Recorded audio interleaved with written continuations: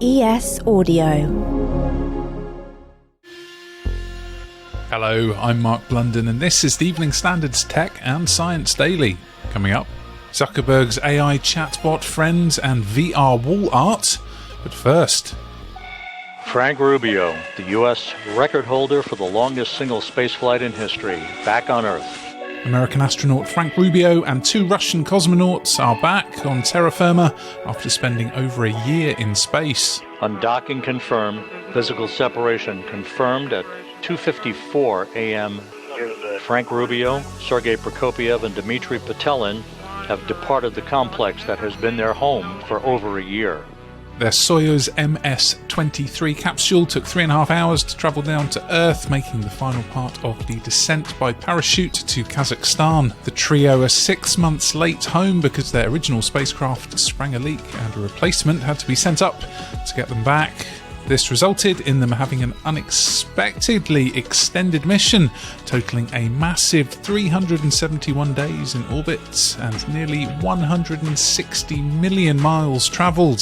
Fantastic. Yeah, everybody did really well. You look very well. Thank you. Thank you. It's good to be home. Rubio, a married father of 4 and former Special Forces soldier, said he probably would have turned down what became his first spaceflight had he known in advance that the mission would go on for over a year.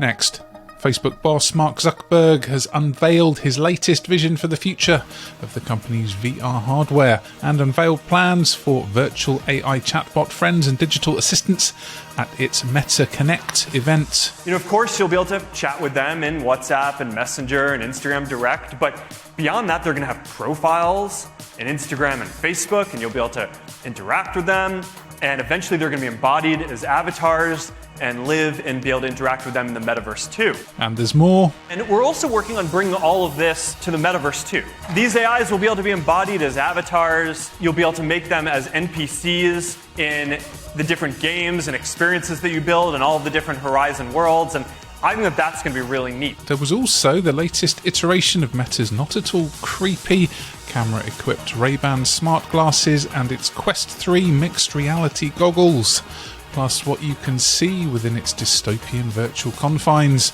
including wall art coming to life. Next year, we're launching something that we call augments, which are basically persistent, spatially anchored digital objects that you can interact with. So, you can put a frame on your wall with photos and videos from Facebook and Instagram.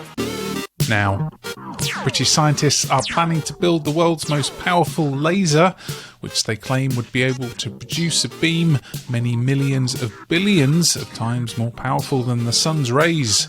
The £85 million Vulcan 2020 laser will be built at the Science and Technology Facilities Council Central Laser Facility in Oxfordshire.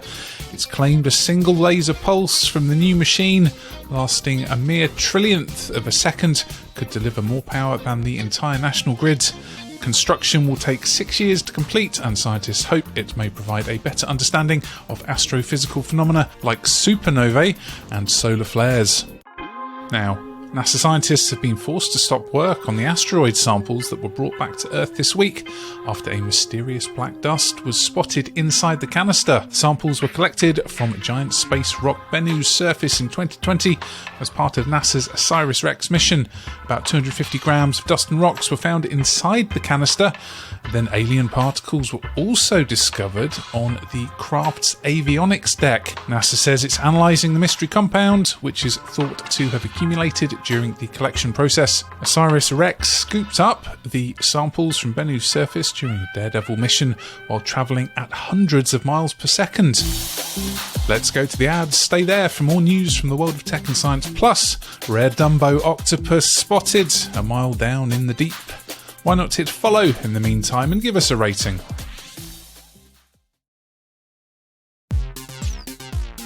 Welcome back. A study by the University of Glasgow and published in the European Journal of Public Health has found teenagers spending half an hour or more on social media each day may be more at risk from alcohol use and binge drinking. It also revealed adolescents who spent 2 or more hours a day on social media were almost 5 times more likely to use alcohol than those who spent 1 hour to less than 30 minutes a day on their socials. Furthermore, research found 17-year-olds who spent more than 30 minutes a day on social media were more likely to engage in risky behaviour. Next, conservationists say they've identified 10,000 mammals, plants, insects, birds and amphibians around the British Isles that are under threat. The People's Trust for Endangered Species say numbers of some of our rarest flora and fauna are falling as the habitat's destroyed. Rare species including the turtle dove and hazel dormouse are among those identified as suffering from dwindling populations. Conservationists are urging greater investment to help stop habitat destruction and are pushing for even more sustainable farming and fishing.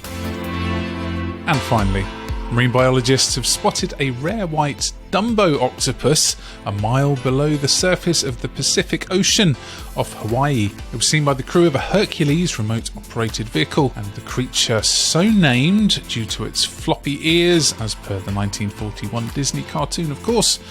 But they're not really ears at all. They're actually fins that this unique cephalopod uses for underwater propulsion. You're up to date. Come back at 4 p.m. for the Leader podcast for the latest news, interviews and analysis from the Evening Standard here in London, and we'll be back on Friday at 1 p.m. See you then.